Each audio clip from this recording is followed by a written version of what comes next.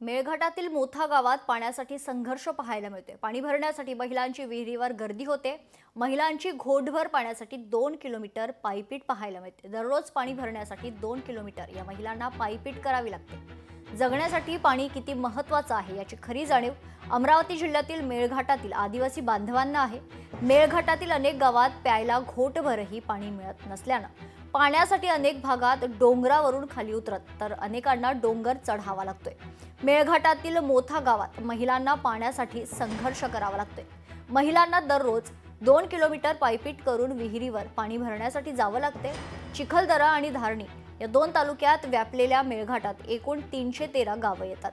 या 313 गावांपैकी बोटावर मोजण्या इतकी गावं सोडली तर उन्हाळ्यात प्रत्येक गावात ग्रामस्थांचा पाण्यासाठी सुरू असणारा संघर्ष पाहायला मिळतोय।